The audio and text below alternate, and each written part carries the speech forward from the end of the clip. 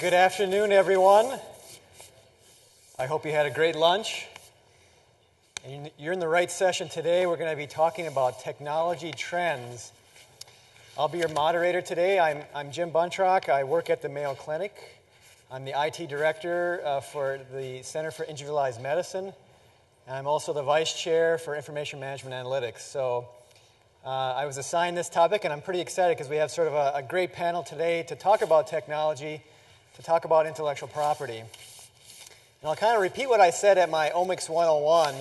Technology and IP are sort of things you love to hate or hate to love, but the reality is we have to deal with them, and they're sort of critical to advancing the aspects of individualized medicine. So first, we're going to cover a few housekeeping details. I've heard it's not an IT issue, but we have wireless network issues, and it's a reminder that if you're in this room to use the wireless connection IM 2013. It's in your little cheat sheet as part of your badge. So we will be doing polling questions throughout. You can answer those polling questions anytime during the speakers' presentations. We'll be covering those first and then doing general question and answer. And the same goes with question submission. You can submit them at any time throughout the presentation. So get those flowing right away. It helps our staff here kind of sort through them and key them up. So without further ado, we have sort of three big topics today, and we want to make sure they have enough time and plenty of time for questions and answers. So I'd like to introduce our first speaker, Dr. Matt Hudson. Dr. Hudson is an associate professor and member of the Institute of Genomic Biology and Energy Biosciences Institute at the University of Illinois, Urbana-Champaign, as well a member of the Department of Crop Sciences. He has pursued a career that spans both public and private sector research.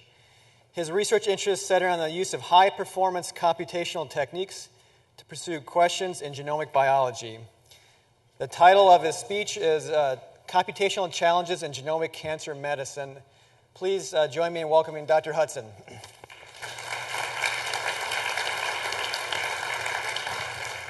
Thank you very much, Jim.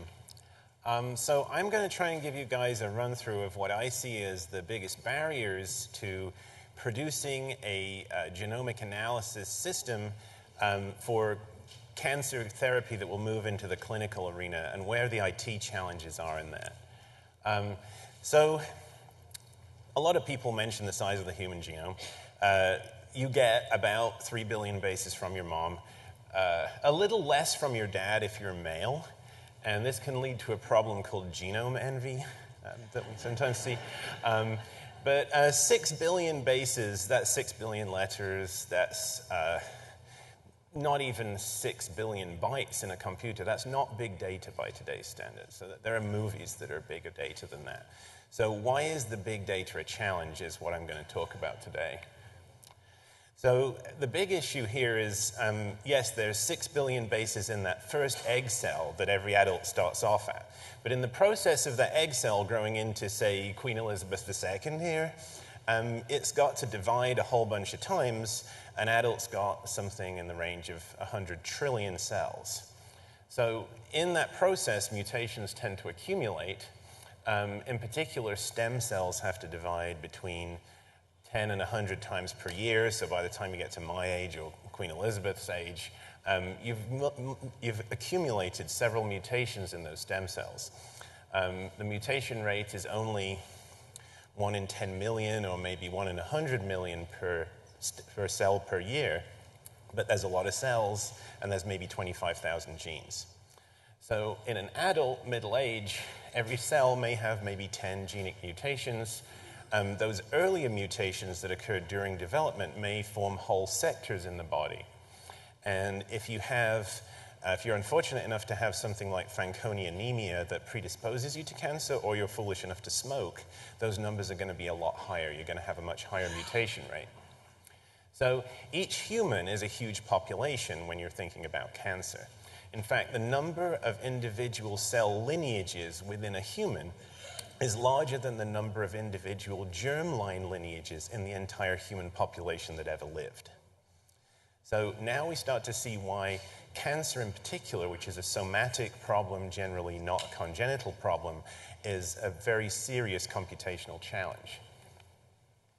It gets worse than this as well, because I've only talked about healthy individuals and how their cells grow. Once a cell becomes precancerous, those mutation rates tend to increase very highly because the normal safeguards against mutations, genes like P53, the tumor suppressor genes, get lost.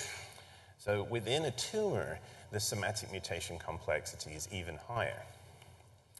And this is a nice figure from Mike Lawrence's paper earlier this year. You can see here over at the left, we have mostly cancers such as the childhood leukemias. And on the right here, we have the cancers that are mostly associated with carcinogens, such as melanoma, which is UV-caused usually, the smoking-related lung cancers, etc. So when you have a mutagen present and you have all of those safeguards against mutations turn off, you get huge mutation rates within the tumors. And how do you address this as a problem in computational genomics? Well, in the lab, what you do is you use depth. So we sequence reads from next-generation sequencing machines. The new technology, just in the last 2 or 3 years, has made it feasible to sequence whole genomes to maybe 100 or more depth. So we're reading the entire genome over and over again in small chunks of 100 or 150 bases. Once we have 100 deep, we can detect mutations in principle that are present only in 1 in 100 cells. But this leads to us having a large pile of data to analyze. So millions and billions of short DNA reads covering the genome many times over. Each of those reads has to be aligned back to the reference human genome. That means the computer has to look at all 3 billion bases of the reference genome to figure out where that 100 base pairs fits the best. On millions and billions of DNA sequences, millions and billions of times. Ideally, we would, in fact, like to redo the whole human genome project on each patient, and that would involve what we call de novo assembly, piecing the reads together from first principles. That's really still science fiction. Both the reads are too short, and the computational load of doing that is far too high. So nobody's really looking at whole genome de novo, although I'll mention a specific exception. Most people are talking about aligning reads back to the human reference. That's still pretty expensive in computational terms. So here's a nice diagram from a paper from WashU, Govindan et al. This year. We have a schematic depiction of 2 tumors here. One of them is monoclonal, one of them is biclonal. So clonality within tumors is another issue. Once you get this high mutation rate, you can have 2 or more clones of cancerous cells in the tumor. There may be different oncogenes driving the division of those 2 different clones. One of them may be more aggressive than the other. So you have to make sure that you get all of the possible changes in all of the possible clones within the tumor. And in addition, you have to sequence normal tissue to have something to compare to, because the reference human genome is going to have differences to every individual. So we have to do a whole genome sequence of either a normal tissue such as blood, or in the case of RNA sequencing, we actually need to have it from the same organ. So we need to get hold of normal, healthy, adjacent tissue to the tumor. And I wanted to make a point here. So Elaine Modis made this good point this morning. I just wanted to confirm that this is an issue for us also. Some of the preparation methods, such as formalin fixation and paraffin embedding, significantly reduce the quality that we're able to sequence to, and that involves increasing the number of false positive mutations, and it makes this even more challenging if you're not working with a research-level clinic where they're able to extract fresh tissue and freeze it in liquid nitrogen to do the genomics. So there are several different strategies, and a lot of clinicians and patients and institutions are talking about, well, we're planning to do whole genome sequencing on all of our patients. But what does whole genome sequencing really mean? So it means different things to different people. At the major genome centers, and also to a large extent places like Mayo Clinic, whole genome sequencing means what it says. We sequence the whole genome of tumor and normal tissue. This is really quite expensive still. If we're looking at the kind of depth that I said is necessary to get the clonality within tumors, it's still probably maybe $40,000, $50,000 a patient, certainly at the prices we pay for our reagents. And then you have a heavy to very heavy compute load to analyze that data. It's more common right now that you get whole exome sequencing, The compute load for whole exome is still quite significant. I'll talk about that in a second, but it's still something that requires a serious high-performance computer. It's not as bad as whole genome.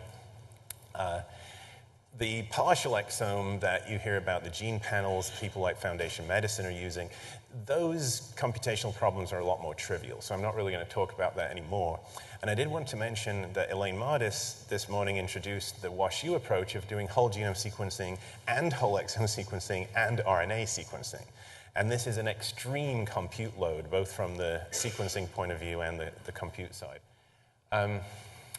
So for whole genome sequencing, which is mostly what we're talking about, sequence the genome 100 reads deep, both haplotypes. So 3 billion from mom, 3 billion from dad. Tumor and normal tissue. This winds up being 1 to 2 terabases, so that's about 10 terabytes of data per patient. So if you've ever tried to download a file that's like a gigabyte, and you'll know that this takes a long time over the internet, if you're having to send this data over the internet, that's a major bottleneck.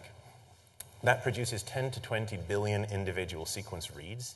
Every one of those 10 to 20 billion individual reads has to be aligned to the reference genome, and then we have to recompile all of those individual alignments into a single alignment in order to statistically infer variance.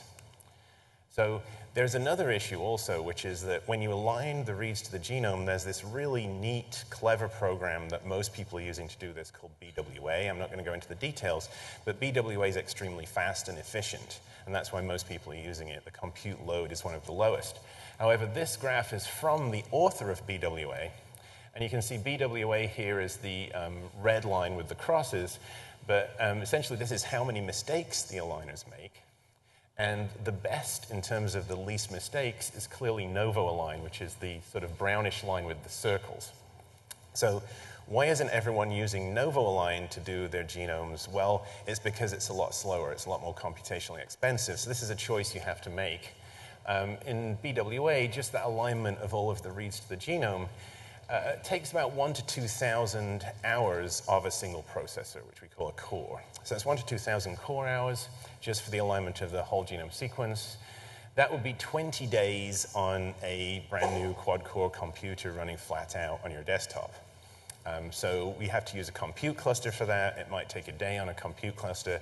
If you're buying time in the compute cloud, it might cost you about $400 right now. NovoAlign uses about 5 times as much compute. So just the alignment step is going to cost you about $2,000 in compute time.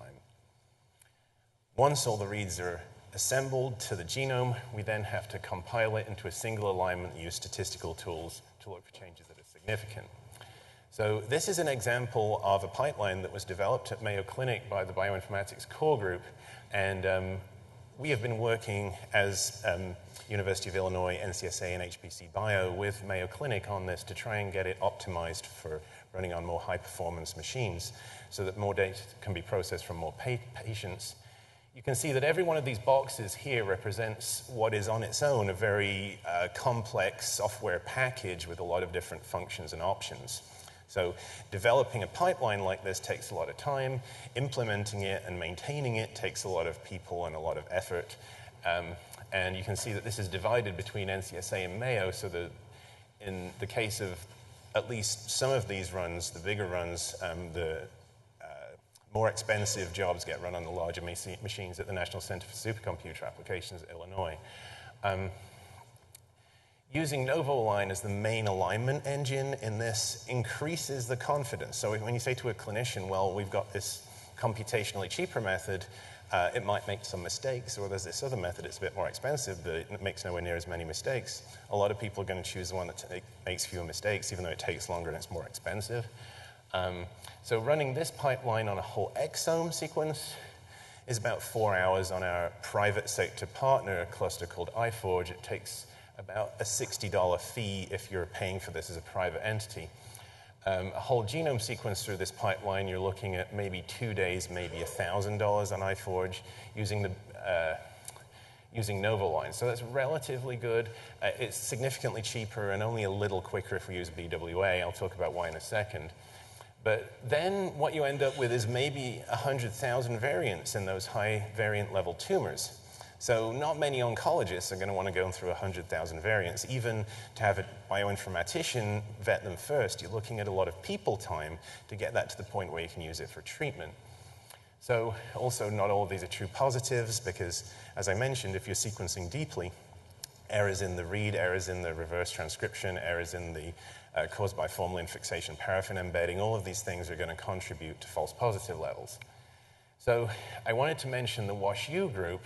Elaine Mardis talked about this approach this morning, and this paper is a good example of what they're doing. So they're taking things a stage further than I mentioned in that they are using whole genome and whole exome and RNAseq.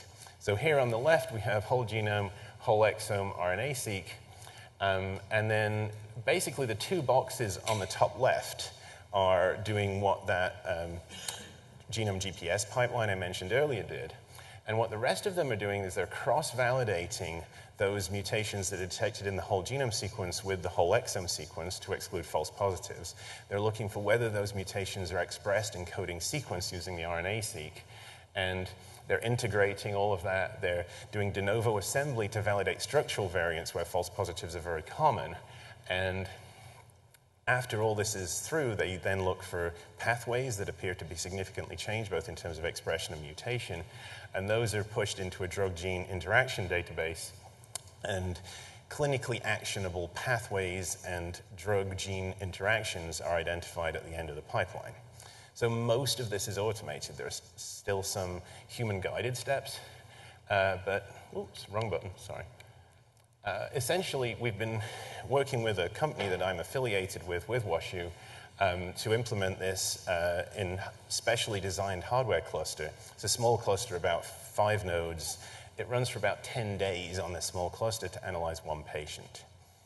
So it's a very significant piece of computing, and this is pretty optimized at this point. The end-up output, Elaine showed this slide just to demonstrate, basically you can end up with a fairly small matrix of likely gene targets, likely therapeutic targets, and this is something that you might be able to hand to a clinician. Now, at the University of Illinois, we've got a brand new toy, which I think Dr. Thom Dunning is going to talk about a little bit too. Blue Waters is the first public sector petascale computer. It has 800,000 cores. So essentially 200,000 desktop computers worth of computing in one building in one computer. So the 2,000 core hours I mentioned to align to a reference on this is 9 seconds. So this should, in theory, be able to solve a lot of our problems. However, there are some caveats with using very large computers like this that I wanted to mention. So it's very easy to what we call parallelize the alignment to the human genome reference because we can just get each core to work on one read, aligning that to the genome at once. We can parcel out reads to different cores. But we still have to divide the problem, and we have to reintegrate the data at the end. So the more threads we parallelize that into, the more work it is to reintegrate afterwards, and you end up losing after you use so many threads, and that is governed by an equation called Amdahl's law, which is well known to computer scientists.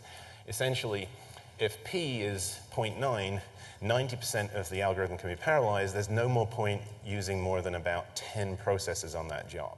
And p for a lot of these genomics problems is something in the range of 0.995, so more than about 200 threads becomes self-limiting. So 800,000 threads is definitely more than is worth throwing at this problem. The bottom line is, if a hospital has a modern high-performance compute cluster, maybe 50 to 100 nodes of the latest processors, a lot of storage, very good internet connections to download data sets without becoming bandwidth limited. You're looking at being able to process maybe 5 to 10 patients per day for whole exome sequencing, 1 to 4 patients per week for whole genome sequencing, and maybe only 2 to 4 patients per month if you're using the WashU approach of combined exome whole genome sequencing RNA-seq analysis. And meanwhile, this computer is going to take up maybe 5 refrigerator-sized racks of compute space. It's going to need a couple of sysadmins to look after it. It's going to cost you a lot of money to build a room to put it in. So this is an expense that research institutes can afford, but not every hospital is going to be able to do this. Meanwhile, as you're doing this, as you're taking maybe 10 to 20 days to process the data, the patient's disease is progressing. And as Elaine Mardis mentioned, again, a lot of these patients are at an advanced stage of disease already. The last thing you want is to have these things pile up. So you have things waiting in the queue to get on your cluster because your cluster is too busy. So is it really feasible to do this? Another alternative that a lot of people talk about, and Chris Gunter from my school talked about yesterday in terms of the challenges and limitations, is using the commercial compute cloud. So buying computer time from companies like Amazon and Microsoft that essentially sell their computer time to people who need it when they're not utilizing all of their very large clusters. There are a lot of issues with this. The main one is data security, so people worry a lot about people being able to hack in and get data. These systems are not always, or even often, HIPAA CLIA compliant, so they're not run to the same standards that a hospital would run their own internal servers to. Getting data up and down, so uploading your 10 terabytes of sequence data and then downloading the results of the analysis can be slow, and they also charge you extra for that. They don't always have a lot of storage. They don't always have bandwidth to accept all of that data. And the biggest problem for me is that, for example, the Amazon cluster is completely booked out in December. You can't get on it. And you don't really want to be competing with Santa here for your compute time. So if you need to do patients in a clinically relevant time frame, then you really need to have access to a facility that can process things as they become available. So again, the Blue Waters facility, it's running the Genome GPS pipeline now. The cost per patient, because Blue Waters has a lot of extremely small nodes, it actually lowers costs significantly, and they're co-located in a large data center, but the amount of compute in that room is much more efficiently organized than you would in an average compute cluster in an average research environment. The time to complete one patient is a little longer because it takes us longer to integrate the results of that alignment on the larger cluster right now, but it can process 100,000 patients simultaneously. So machines like this do have the promise to be able to process the numbers of cancer patients that you're likely to see if this stuff goes to a routine clinical practice. But it really is something where if you're thinking about whole genome sequencing or whole exome sequencing in this context, you have to think about supercomputing as well. And this is another thing that you have to become expert in if you're a genomicist. So I'd like to acknowledge the Mayo-Illinois Alliance, who basically made the collaboration between Illinois and Mayo Clinic possible.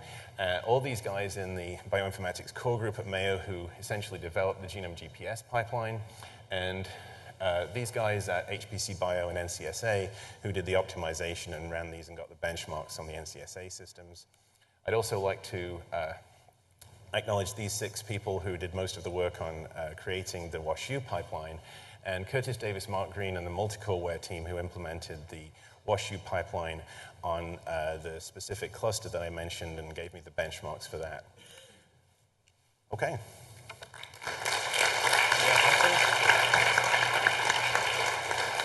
Thank you, Dr. Hudson. So I was told that this is occurring after lunch and to keep the audience engaged. So we're going to do a little bit of a self-polling here. So first of all, before we get to our next speaker, raise your hand. Just raise your hand. I want to make sure it works. Generally working. Great. So the first question, just to kind of help guide the question and answer sessions, how many in the room are involved in direct patient care? Physician, nurse? All right. So about 15. How many are involved primarily with basic science, laboratory science? Okay. How many would consider them in a field of high computation or computer science or technology? All right. And this one's for Dr. Finn. How many of you have been through the patent process? Okay, good. All right, thanks for that. So it's kind of balanced audience here, so that's nice to see. So I'd like to introduce our next speaker, Dr. Thom Dunning. Dr. Dunning is the Director of National Center for Supercomputing Applications, NCSA for short, and Distinguished Chair for Research Excellence in the Department of Chemistry at the University of Illinois at Urbana-Champaign. As NCSA Director, Dr. Dunning is responsible for ensuring that Illinois and NCSA remain a world leader in the development and deployment of advanced cyber infrastructure, including the world's most powerful supercomputer that Dr. Hudson just shared, Blue Waters. So please welcome Dr. Dunning.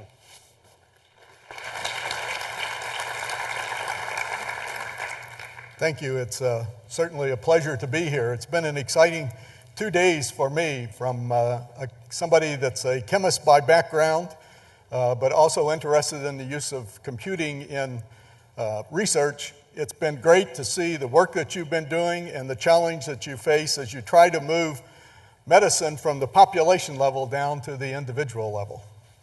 So what I thought I would try to do today was to talk a little bit about where things are going in computing, to give you a little bit of background on what you might expect over the course of the next couple of years, or next decade, say. I'm going to talk about trends in computing technologies. We're seeing a lot of change going on in computing technologies right now.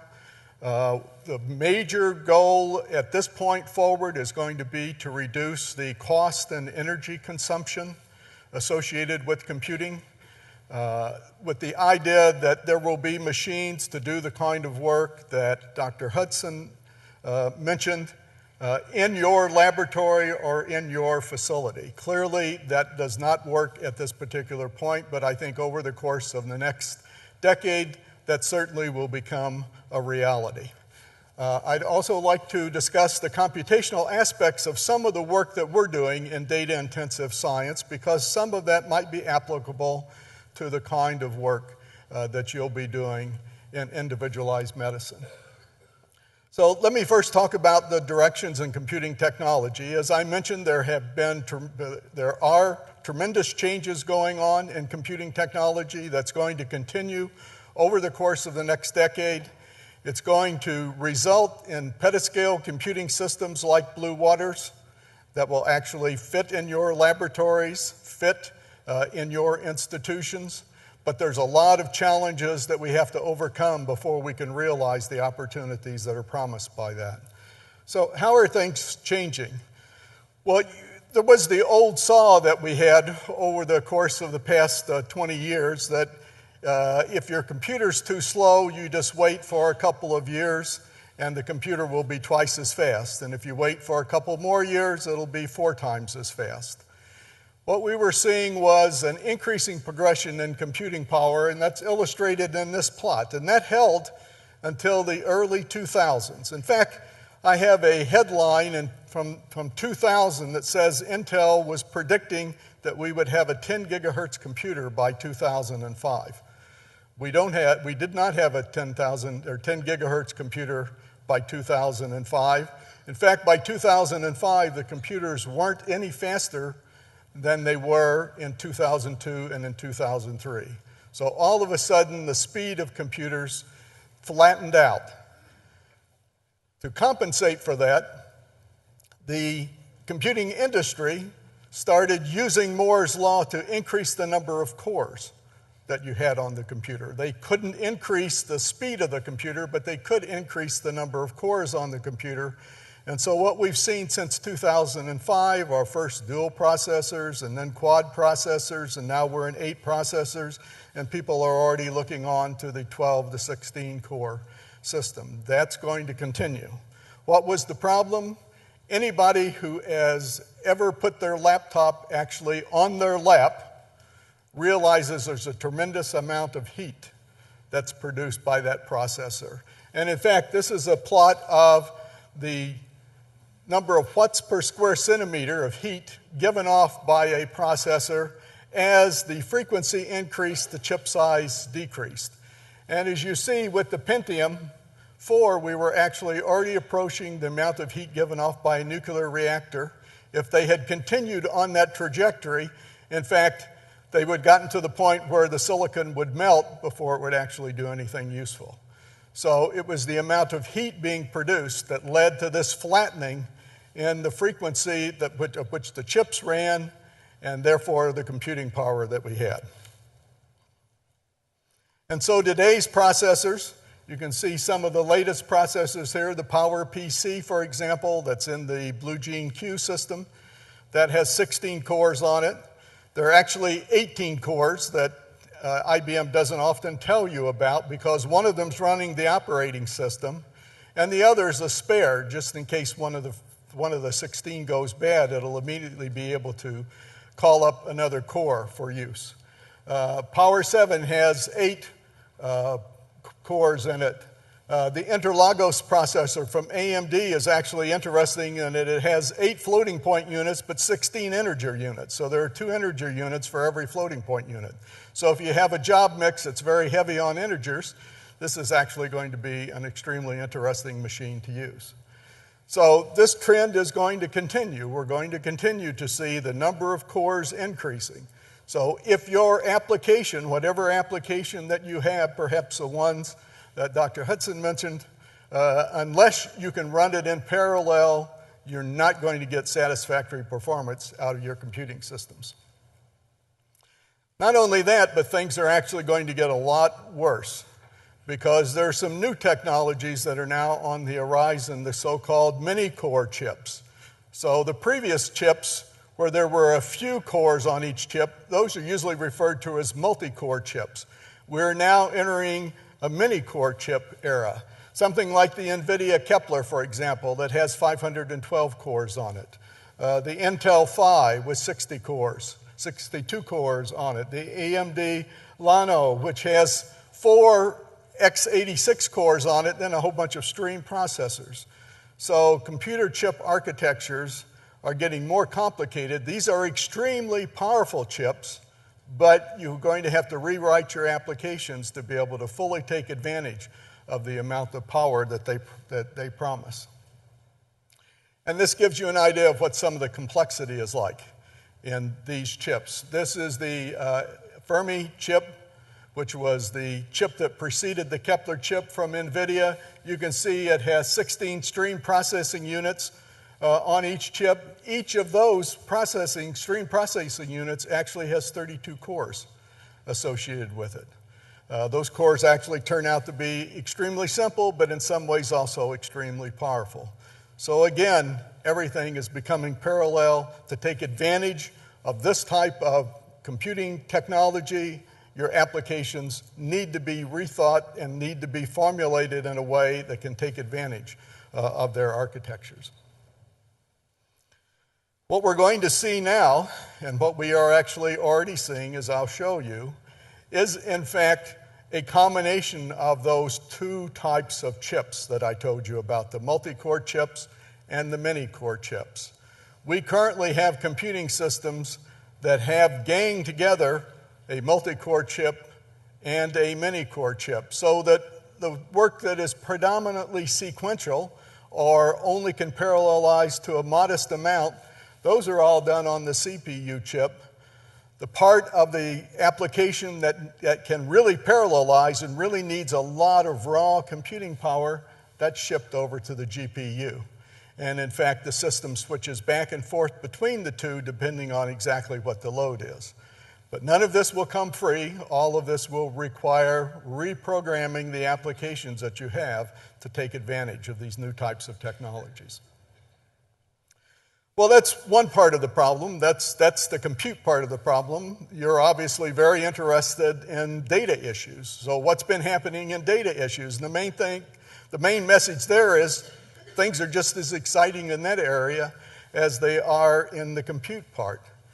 From the early 2000s, we've gone from disks that could hold a few tens of gigabytes to now the latest disk that you can get will hold 4 terabytes, so 4,000 gigabytes. So over the course of less than a decade, we have in fact seen a dramatic increase in the amount of storage, amount of data that you can store on a disk. And these are 2.5-inch disks. When I was a graduate student, a 40 megabyte disk was the size of a small refrigerator. Now we have 2.5-inch disks that can hold 4 terabytes of information. Unfortunately, the rate at which we can transfer data to those disks has not kept up with the capacity of the disks themselves. So we can put a lot of data onto the disk, and it's great if you never need to use it, but if you ever need to use it, you've got to pull it back off the disk, and the disk transfer rates have only increased by a factor of 3. So we've seen a factor of 100 or so increase in the storage capacity, but only a factor of 3 increase in being able to get the data off and on that disk. That again means you've got to be parallel. You've got to write to many disks at the same time, and I'll give you an example of a system that has many, many disks on it. There are some exciting things going on here too, though, because there are new technologies, new storage technologies that are being developed. Our normal traditional hard disk is over on the left-hand side there. It's a mechanical device, so it's prone to failure. It does have a very large capacity, as I just said, up to terabytes, but it's relatively slow, as I said, to move data in and off of that disk. We've now gone to basically a memory-type architecture, solid-state disks. This is non-mechanical, so it's not prone to failures like the regular hard disks are. It has a large capacity, but not nearly as large, about a factor of 10 less or so than typically what we see on the hard disks themselves, but nonetheless, they're getting up to on the order of hundreds of gigabytes, and they can be an order of magnitude faster than the hard disk.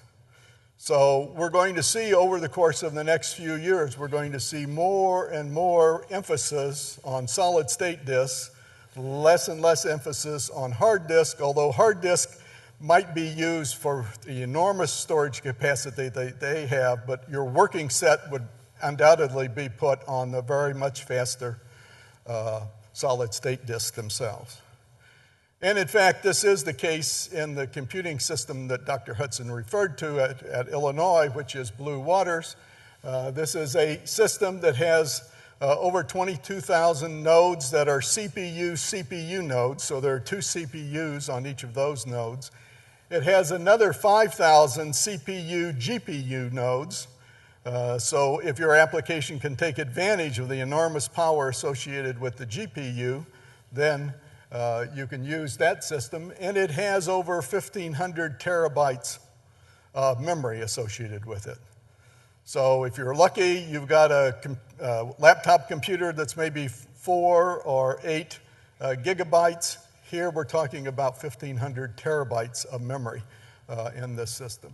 Not only that, it has a very large hard disk storage system on it, 26 petabytes of disk storage. That corresponds to 17,000 disk drives. So there's a disk drive failing every day on this machine, but the machine actually, when that happens, it completely rebuilds all of the data on that disk drive, and as far as you would know as a user, nothing happened at all. It also has an enormous tape storage system. Right now, that's at 300 petabytes of tape storage. We could easily increase that up to a half an exabyte of tape storage if we wanted. We also are connected to the rest of the world at 120 gigabits per second, and we have plans to move that up to 300 to 500 gigabits per second if the science that's being done on this system requires that kind of capability.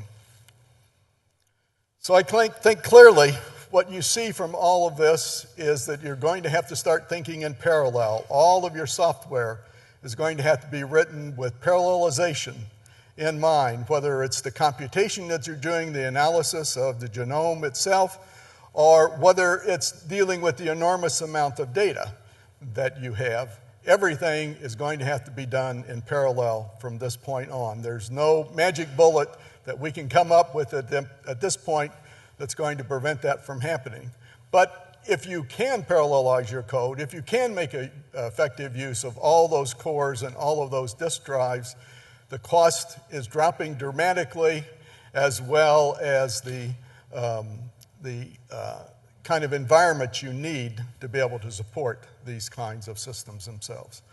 Let me finish off then talking a little bit about the computational aspects of data-driven research. This is clearly an area that's very important to you. There are many areas of science that are already there. High-energy physics is there. Astronomy is there, and I'll give you some examples of there. And clearly, biomedical research, environmental research, these are all moving very rapidly. So clearly, there's a growth in data, growth not only in the volume of data, but in the variety and the velocity at which data is actually being accumulated. You've got to generate and transport that data. You've got to store it. You've got to curate it. And you've got to analyze it, access it, and analyze it.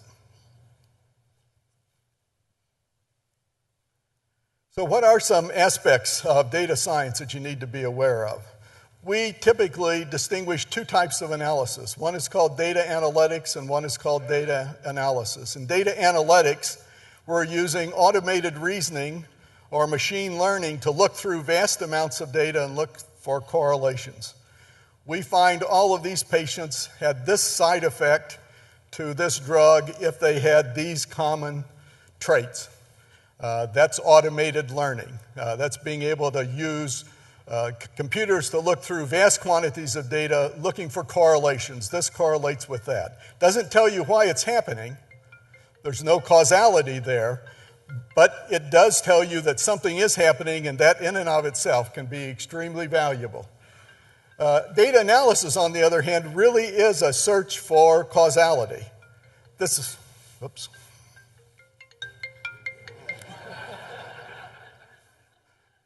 Is a search for causality.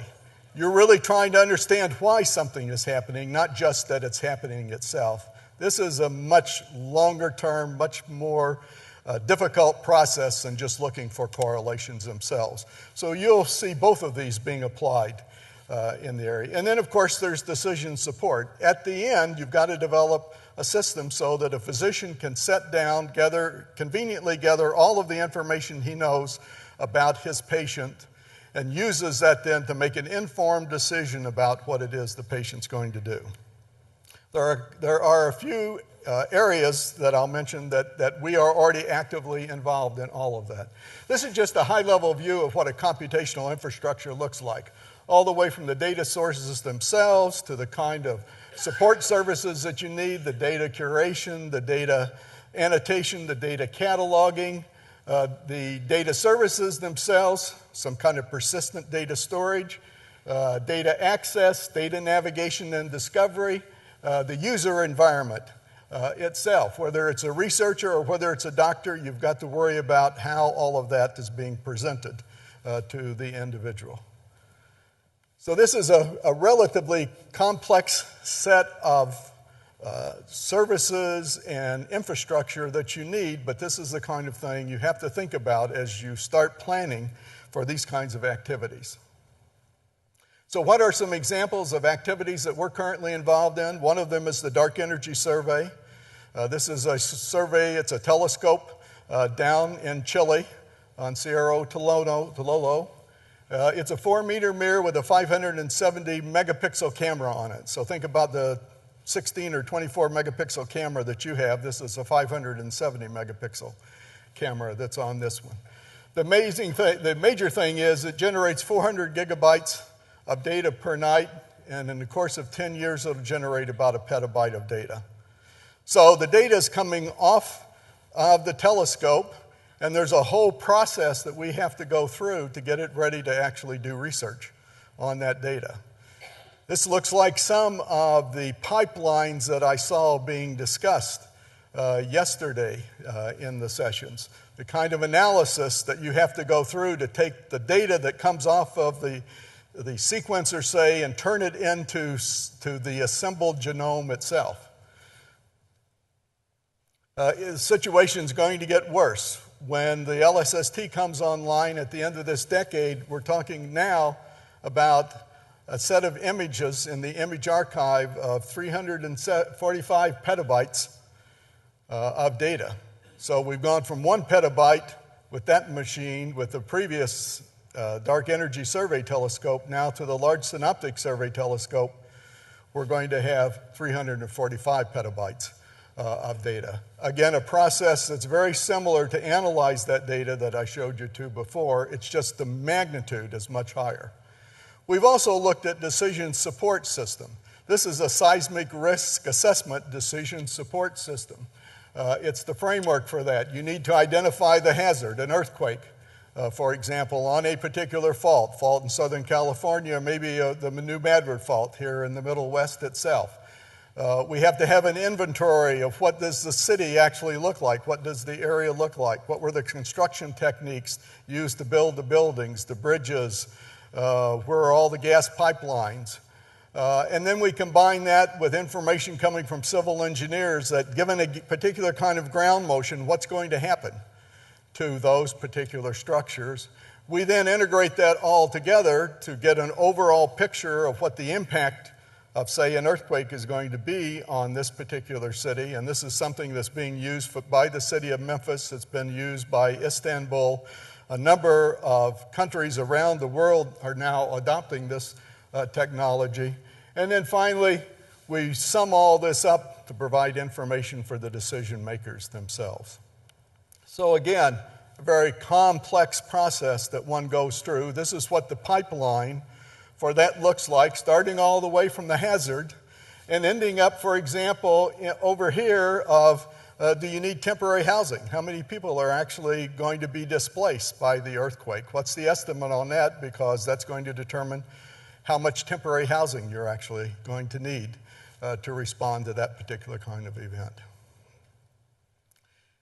So you have very similar problems in the biomedical area.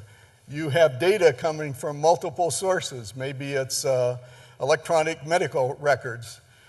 Maybe it's from various kinds of instruments, an MRI. Maybe it's from DNA sequencing itself. You're going to have to bring all of that data together. You're going to have to figure out how it is you integrate the data together into a uniform description. Then you're going to have to be able to do the analysis of that data.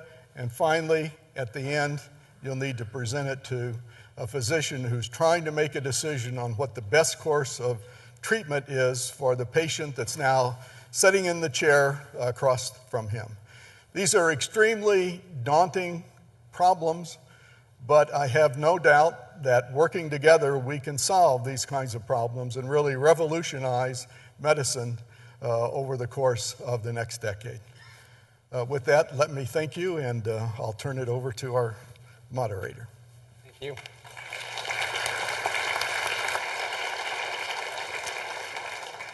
Thank you, Dr. Dunning. That was a great talk. I guess for the technologist in us, wouldn't it be nice to have one of those Blue Waters computer in your garage just to kind of tap to? What an impressive set of infrastructure. You wouldn't want to pay the electric. So just a quick, again, housekeeping reminder, please continue to submit questions. Fill out those polling questions because we'll be going through those first. If you're having some wireless network issue, it's not an IT issue. It's probably a user issue. IM 2013 is the wireless connection you should use. So we're going to switch gears a little bit to sort of intellectual property. I'd like to introduce our next speaker, Dr. Patrick Finn. Dr. Finn is a principal in the Twin Cities office of Fish and Richardson. His practice emphasizes patent preparation and prosecution, patentability, freedom to operate, searching and analysis, and due diligence investigations. Dr. Finn's works with universities, pharmaceutical companies, medical device companies, investment firms, and emerging and established companies in the field of biotechnology. His licensing experience includes university-industry collaborations, patent out licensing, and in-licensing programs and joint ventures. The title of his talk today is How Do Patents Help or Hinder Personalized Medicine? Please welcome Dr. Finn. Thank you, Jim.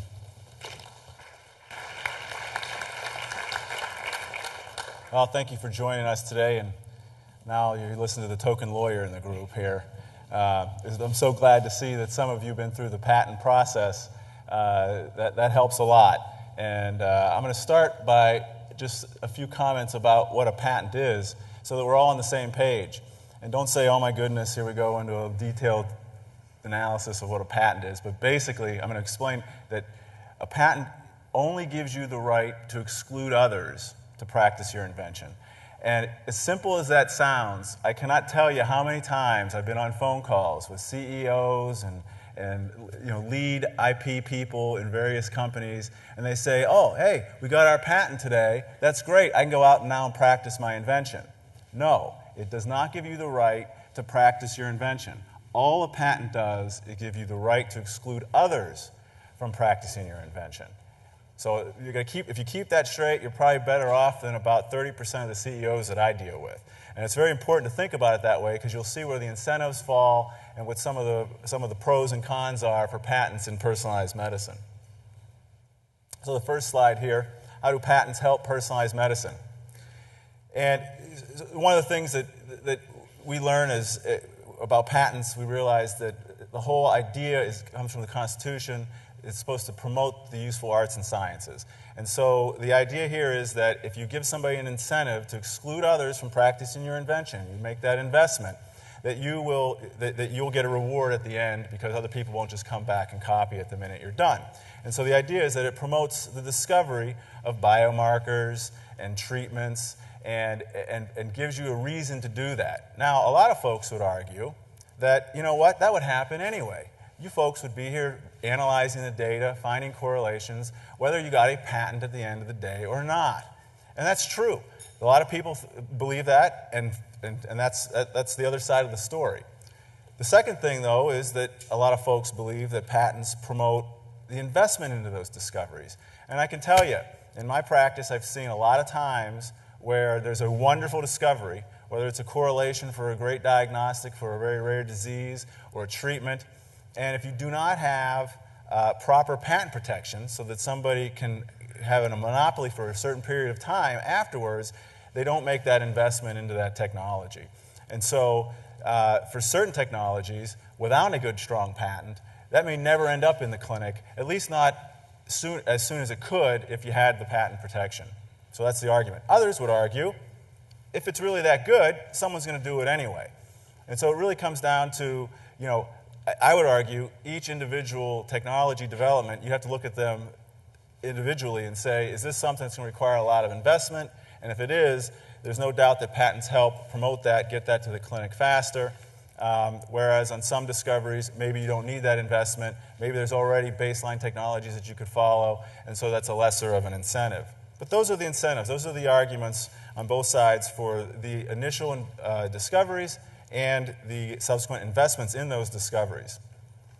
So how do patents hinder the personalized medicine? Well, because as I told you, patents allow you to exclude others from practicing your claimed invention. It prevents competitors from offering competing tests and treatments. And so what are the results of that? Higher healthcare costs. Why? Well, if I invested the money in that technology or that discovery and brought it to the clinic, I'm going to expect to get a return on my investment. And so I may charge a very high price for you to order that test. And that could cause very high costs because there's no competitors. These other companies can't just come in and copy the test and offer it at a lower price because I have this patent. So higher healthcare costs, it would be a result of having patents on these types of personalized medicine inventions. The second one is no second opinion. This has been a big deal in a recent case where a person who was diagnosed with a particular genetic disorder wanted a second opinion from a different company or some other testing institution. Well, there was a patent out there, and the owner of the patent wouldn't license it to anybody else. And so they could only get the test rerun by that same company or that same patent holder. And so that's an issue. Some people don't like that. But some people like to be able to have second opinions and before they make their treatment selections. And the last part there is limited developments of improvements.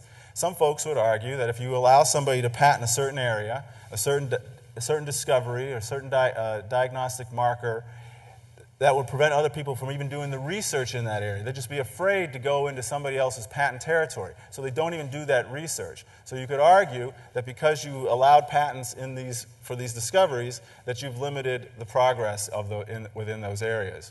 Now the counterpoints are the first two under the first part there. The folks that are pro-patent would argue, well, it's only for a limited term. Well, it's pretty limited, yes, by 20 years from the date of filing. 20 years is a long time. But that's what the statute says. You get 20 years to enforce your patents from the day you file. The other point is that it's limited in scope to what those issued claims say. It's not like you get the Patent Office, their job is to limit your claimed invention to really what your discovery was. And so they should not give you a broad patent that covers all diagnostics for cancer. They should give it to you very specific to what your discovery was. And so the argument is, I have a limited monopoly limited to that particular subject matter that I invented. So those are the various points, pro and anti-patent, if you will. And I would argue that that's nothing but an interesting debate. Because as of a few years ago, you could patent almost anything. You could patent isolated DNA, treatment methods, diagnostic methods. We've filed thousands of patent applications and have issued patents on all types of isolated genes, diagnostic tests, SNPs, using the SNPs to detect various types of cancers. There's literally thousands of patents out there in our field. Treatments, drugs, you name it. It's all been patented. Fragments of DNA, primers, the use of primers in a PCR reaction. All that stuff has been patented. So whatever side of the debate you're on, it really didn't matter because you could patent just about anything. There's certain exceptions. So you have thousands of patents that have issued. Countless of businesses and licensing arrangements were formed over the last 20 to 30 years based on these patent portfolios and these discoveries and these investments.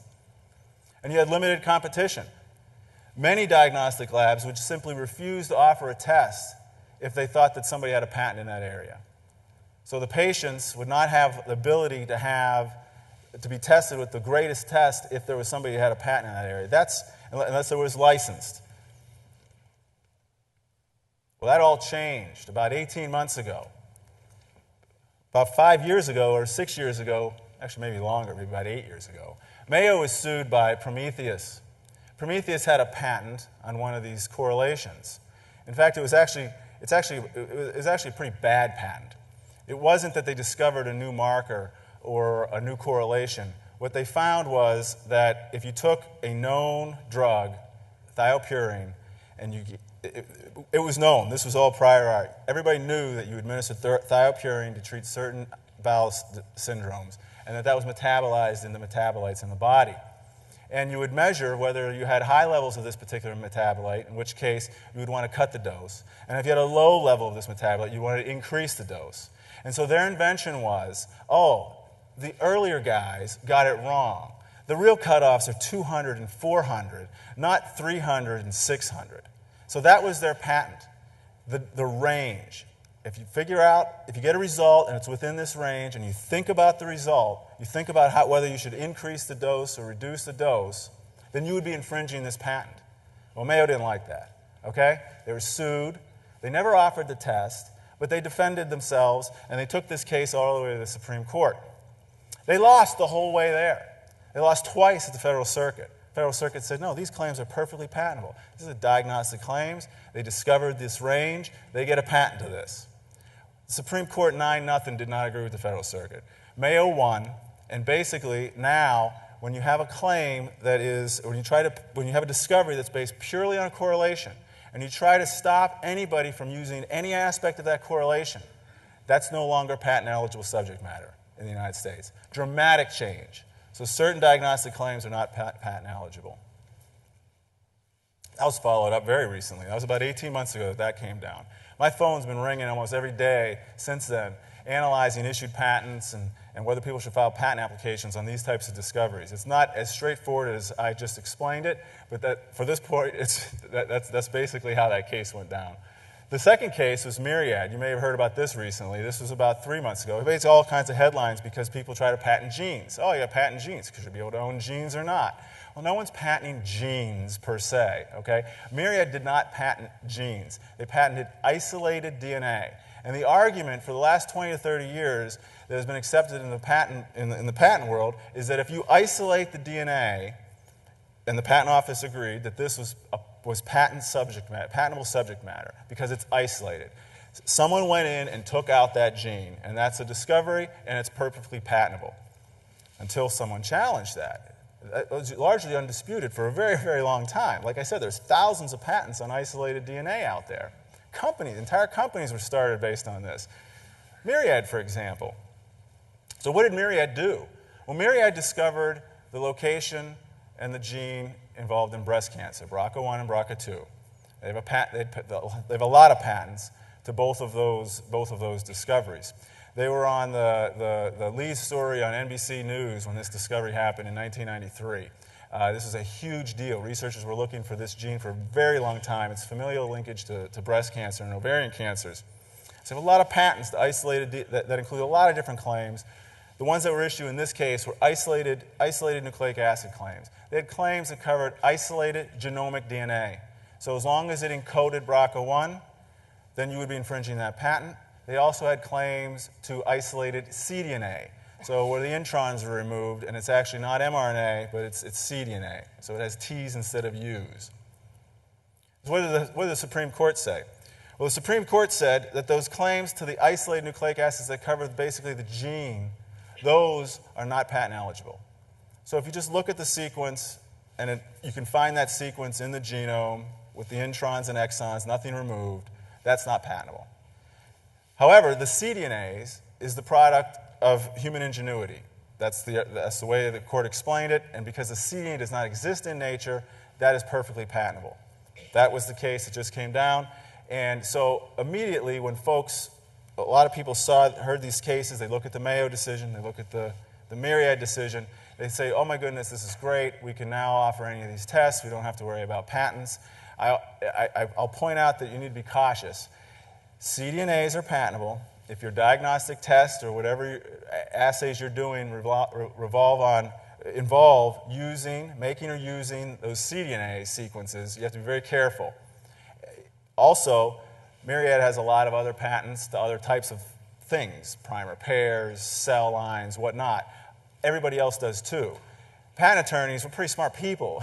We like to protect people's IP, especially when they're paying us a lot of money. And so when we hear a discovery about a certain type of SNP or a marker, we try to cover it in every way possible. So method claims, product claims, whether it's DNA, isolated cDNA, primers, cell lines, constructs, vectors, viral vectors, you name it. We try to cover all of this stuff. So you have to be cautious when you hear people say, oh, because the Supreme Court ruled this way, everything's wide open now in the diagnostic area. You have to be careful. You have to look at your specific tests. You have to look at what the patents are that are out there. So what are the impacts on personalized medicine after those two decisions? Well, let's start with this, an assessment of what happened for the last 20 to 30 years. As I mentioned, there's these thousands of patents out there. There's all these businesses. There's all these agreements, these license agreements that are out there. So what are people doing right now? Well, they're calling their patent attorneys and they're saying, I got this issued patent. Should I be paying the maintenance fee next year on this? Is it valid anymore? Is it patent eligible? Is it gone? Is it worth anything? Oh, hey, I entered into these agreements with these other companies and they've been sending me licensing fees for the last 8 years. Am I still going to be getting these payments or not? It depends. It depends on whether these two cases weaken those claims or not. Entire businesses are formed around strong patent portfolio. Which claims are still surviving? Which ones aren't, if any? Those are the things that are impacting this. Clinics, labs that do diagnostic tests that avoided going into areas where there were strong patent holders that would scare people and sue them and prevent them from offering competing tests, now call me and say, hey, can I move into this area now? Can I offer a test for cancer gene X or not? And the question simply is, do those claims that they do have that are remaining, are they weakened or not, such that they are free to do that test? Another impact is whether folks then are even filing patent applications in the first place now. A lot of times people have these inventions based purely on, hey, I found a new SNP that correlates with liver cancer. Should we file on this? Well, all liver cancer treatments are, they're pretty well established. It's just another SNP. Sure, the SNP correlates really well, but PCR is old. All these other detection techniques for finding the SNP sequence are old. I can't really add anything to claim to save it. So maybe it's a great discovery, it's a great correlation, but under the Mayo v. Prometheus case, maybe that's not patent eligible. Maybe you shouldn't file in the United States. That's the kind of things that are happening right now, pretty much every day, when folks look at all this data, they find these correlations, and they wonder, should they be filing a patent application or not? Then, obviously, the issued patents, they have to deal with that. The big question is, which I started this talk with, is the debate, right? Should this stuff be patentable or not? Well, we don't know the answer. We don't know if it's going to continue to spur the discovery part versus the investment part. I would argue, you folks are going to turn these computers on, you're going to find all these correlations, right? You're going to be looking for them for the next, for as long as you can turn the computer on, you're going to be looking for these correlations. You're going to find them. So the discoveries are going to happen. You don't need the patent system, I would argue. You don't need the patent system and this incentive in there for you guys to go figure out which correlation made somebody sick and which correlation means that they should take a certain drug versus another drug, right? The question, though, becomes, and we don't know the answer to this, but we'll find out in the next 10 to 20 years whether we're better off with investments and having the strong patents for these types of discoveries or not. Because that's where the question comes down. Are VC guys, are they still going to put money behind these arguably risky technologies into developing a new company for diagnosing Alzheimer's disease or some type of dementia? Are they really going to do it when the next guy could just come in and follow in their footsteps? Now, the last thing I want to end with is, if folks are not filing, you're going to invent. You're going to keep looking for these correlations. You're going to find these correlations. In fact, you're going to sequence everybody's cancer cell of a certain type to find all of the different mutations that ever occurred, 100,000 variants, right? And you're going to get this information. Now, some scientists publish it freely, join research groups, and have open databases to have all that information. That might not happen. Some folks may be doing this research in collaboration with companies, and the company may insist, you know what, we're going to find these 100,000 variants because we have the tools to do it, we have better samples than everybody else, but we're going to keep that database proprietary. And so when you want to test your genes against the database, your mutation, and want to see whether it's actually a disease-causing mutation or not a disease-causing mutation, it was benign, I have the database because I've already done 3 million patients. So I know which mutations of this gene are important and which ones really aren't. But nothing says I have to publish it. And if I can't get a strong patent to just testing that assay generally, maybe I just keep that to myself. There's precedent for this. Back in the early 90s, if you remember in the lab, people were sequencing just about every piece of fragment of RNA that they could to get EST sequences, right? Express tag sequences. And if you remember, everybody wanted, they were cloning a gene, they wanted to get access to these databases with these express tag sequences. And there are a few companies that had really good databases. You couldn't get on there for free. You had to pay a fee, right? You had to pay a fee to get access to the ESTs. And did you pay the fee? Yes. Why? Because you really wanted to find out what the rest of your gene was, what some sequences were, so you could PCR it up. And so you may see that might happen. More and more groups, if they can't have a strong patent system, they may actually keep more stuff proprietary and use it for themselves, as opposed to using a patent system. They would have a trade secret type of approach that they would take. So, thank you.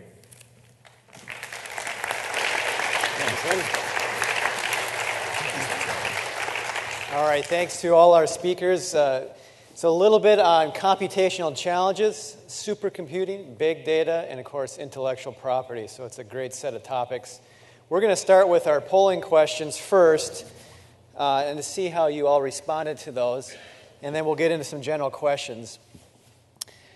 So the first polling question is the primary barrier to advancing individualized medicine A, computational problem, B, a human problem, C, a scientific problem, or the fourth one there, a legal problem?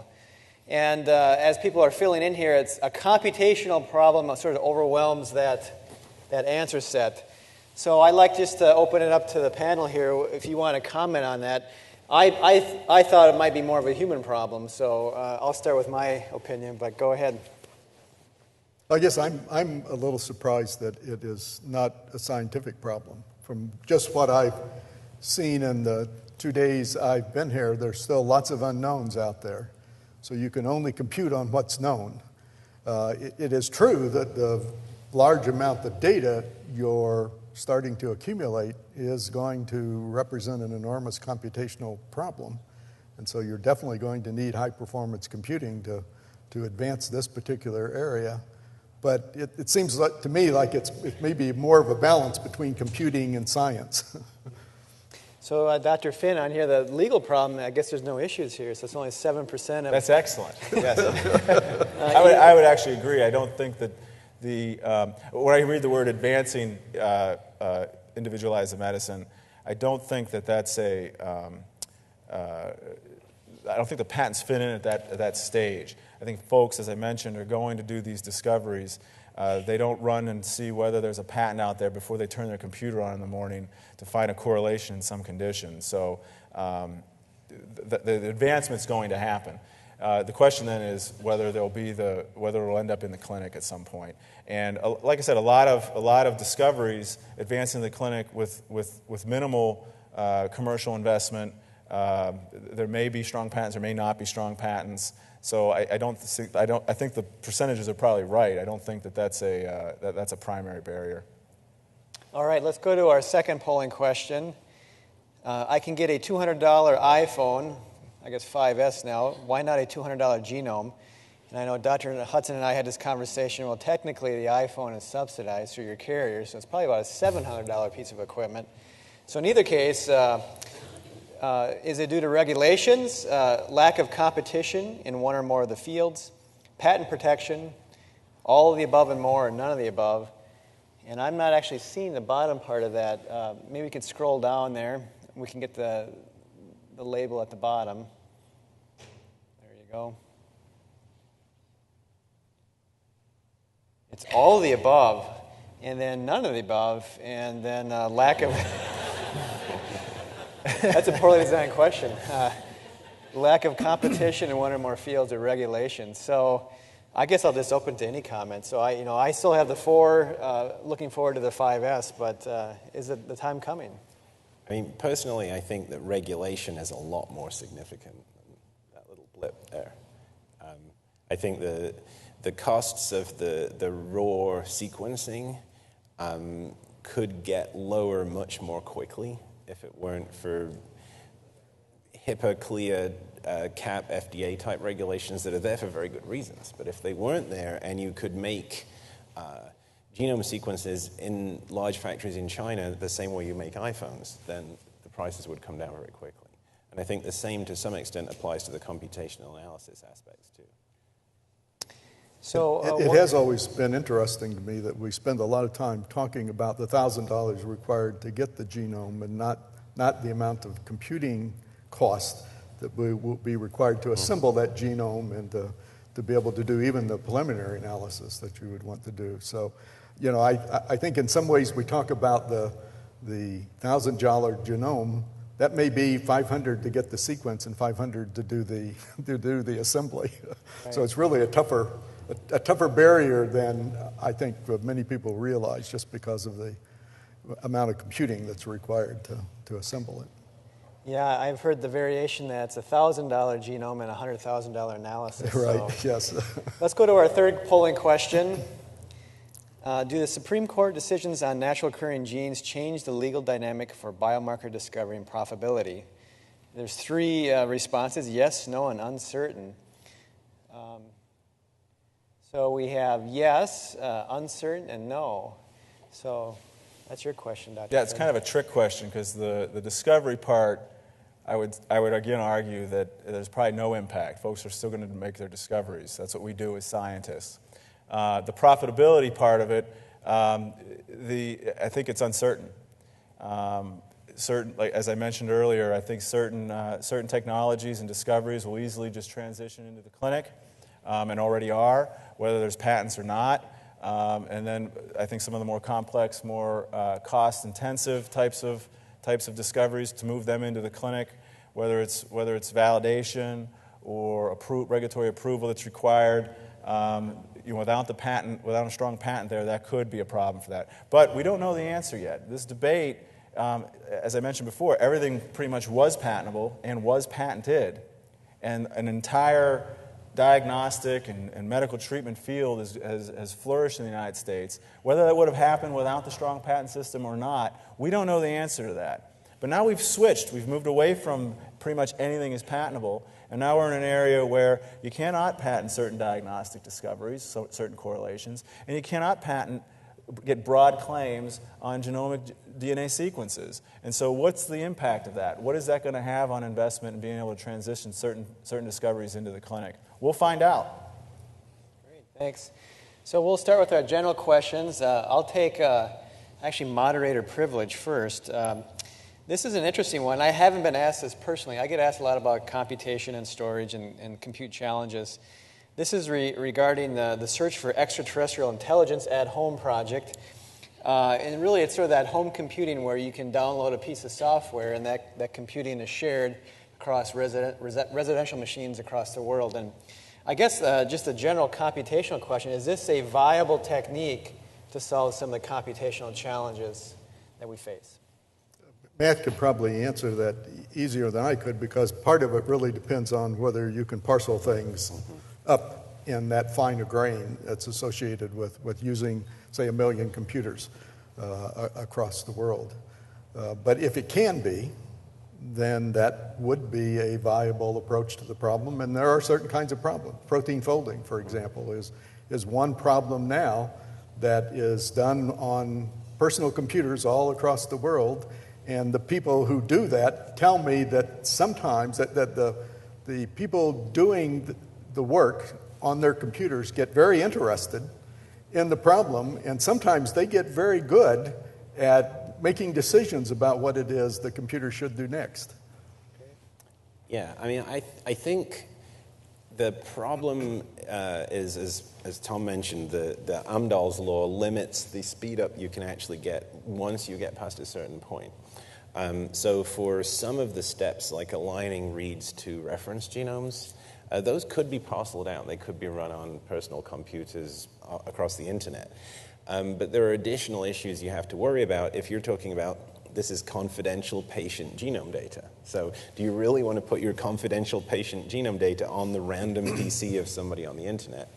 And an additional question is, these are therapeutic issues we're talking about where there's a timeline and there's a patient's life at stake. So the timeline could be as long as it takes for this to process in the, not just the SETI cloud where you're actually doing this on someone's desktop who may or may not be aware of what's running, but also in the commercial compute cloud, the time lag could be a serious barrier.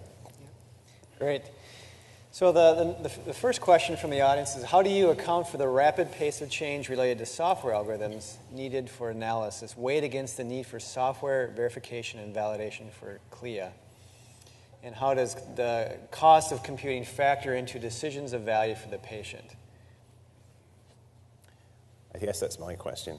I mean, I think that the rate of change in software is certainly very rapid, and the bioinformatics community tends to be driven by this very egalitarian, open source, open access philosophy, which is great when you want to maximize the speed of advancement, a little bit like we talk about removing barriers in the patent system.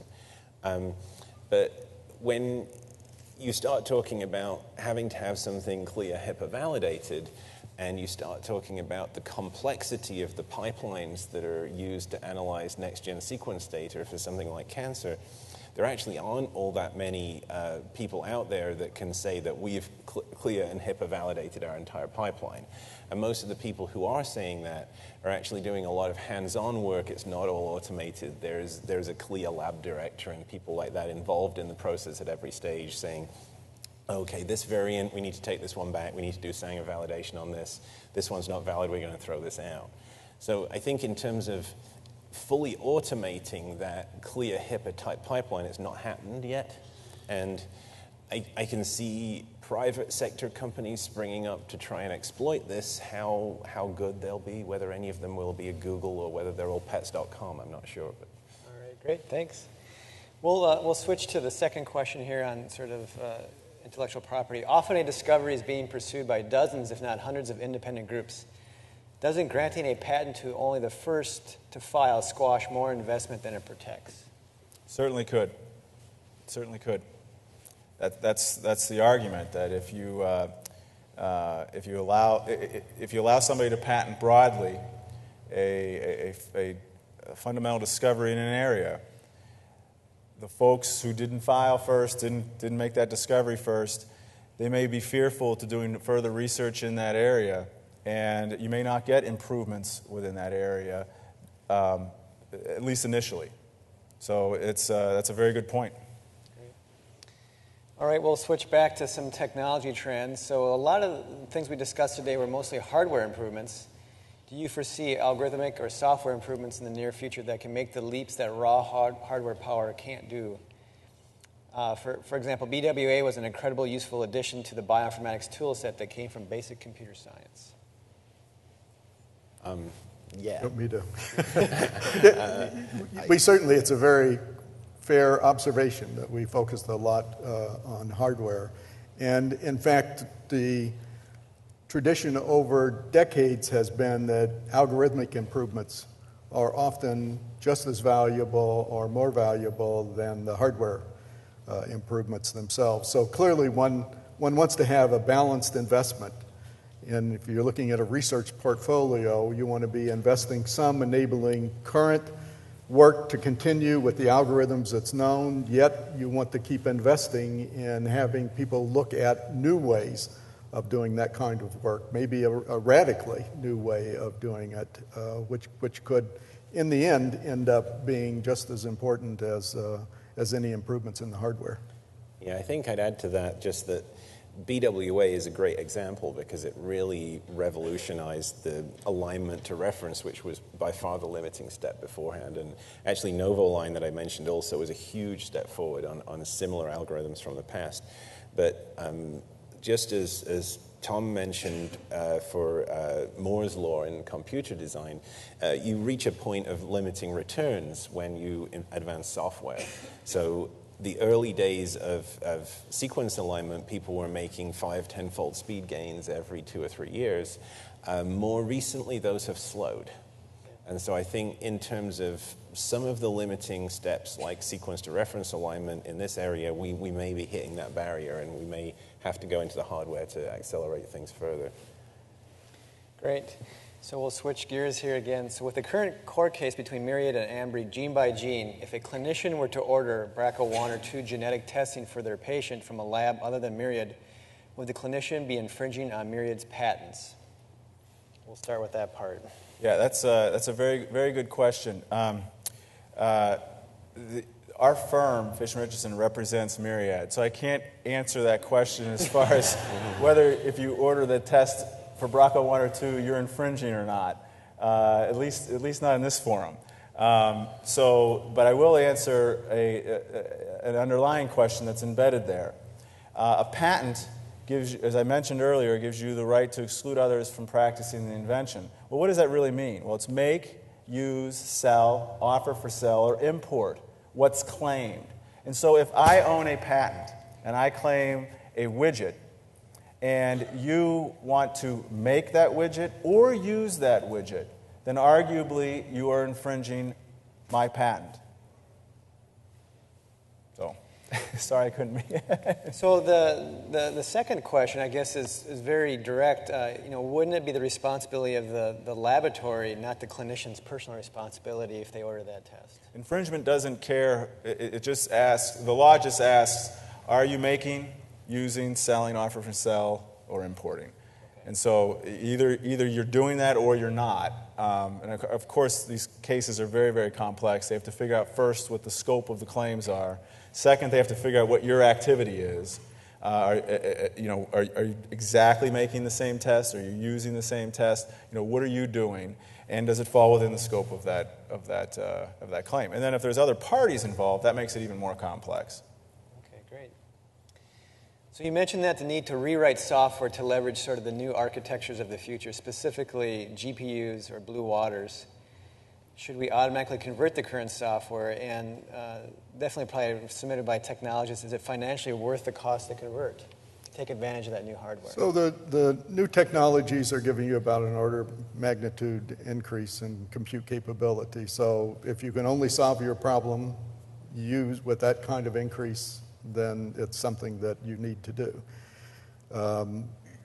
Blue Waters itself, at least the part that's CPU dominant, you don't need to do a lot of rewriting of the software. If you're using the GPU part of Blue Waters, then you do.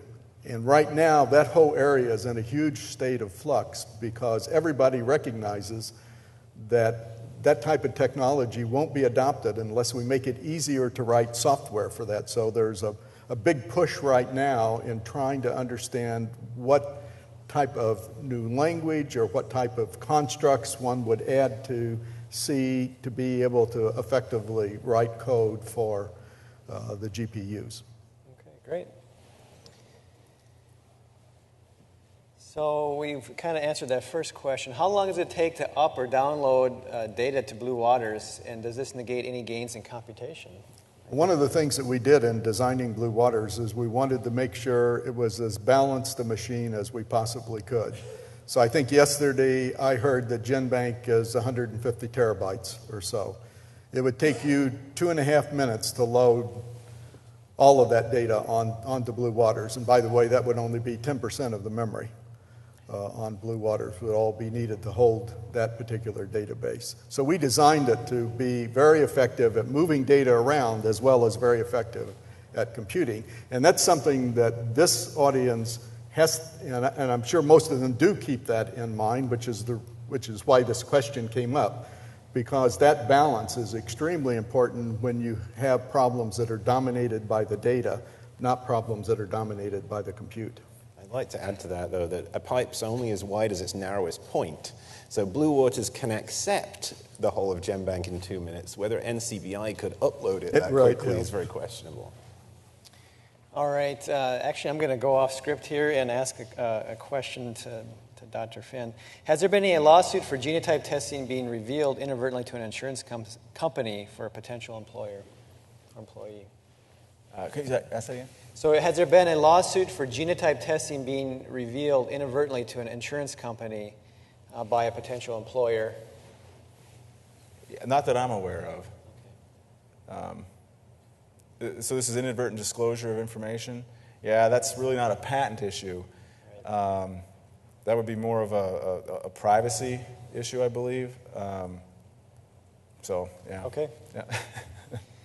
All right, so how will the need for high-performance computing reach into the clinical practice? Will this be handled by centralizing to large data centers or clouds, or will each medical institution have to have local solutions?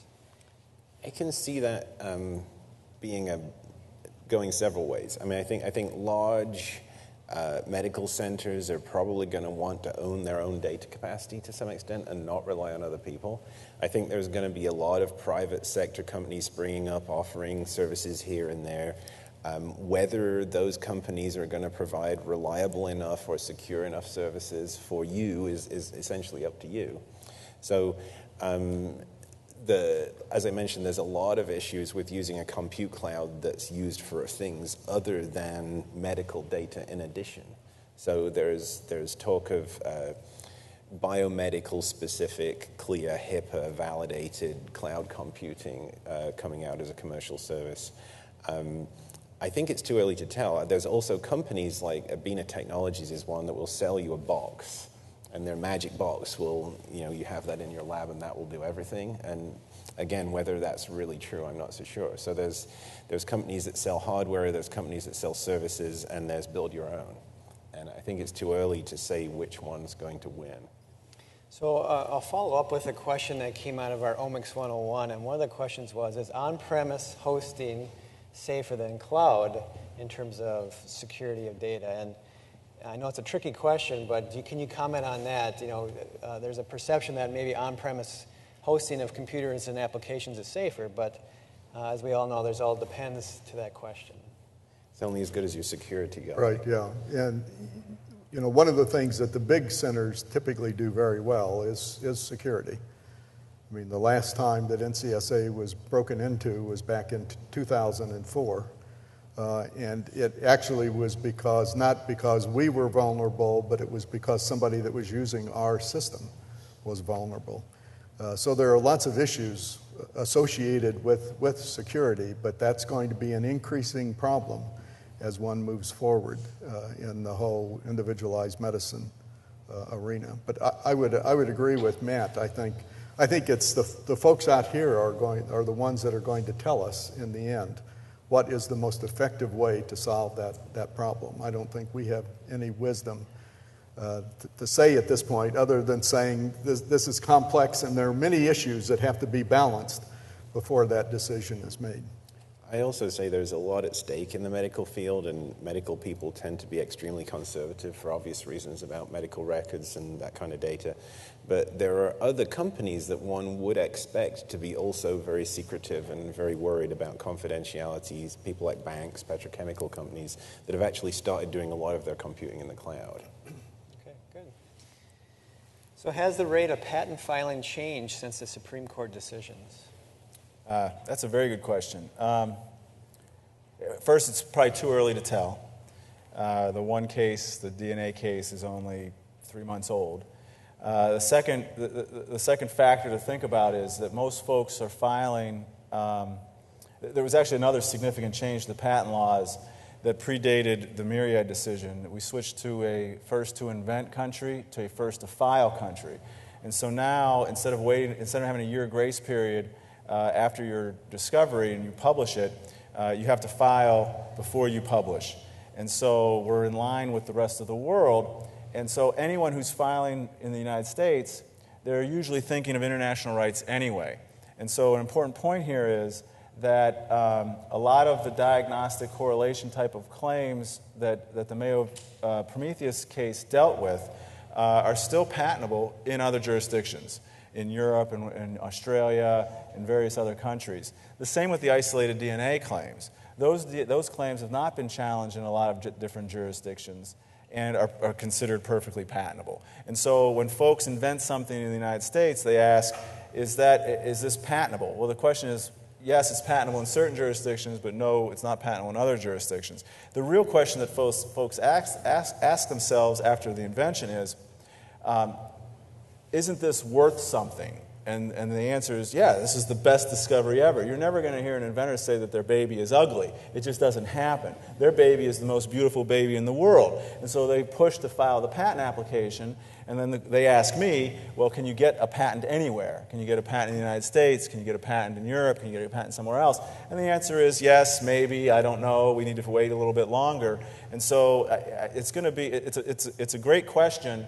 But I'm not sure you're ever going to be able to plot out exactly and point it back to these two cases. There's other changes, the first to file. There's other incentives for people to file. What I will tell you, and I absolutely have seen this in my practice, is the cases that have been filed before these two decisions that were pending in the United States for a while. Maybe they were not commercialized. They're being killed at a much higher rate. So it used to be that folks would hang on to these things and hold out. Maybe this will end up in the clinic someday. Maybe this will end up in a license agreement if it's a university, for example.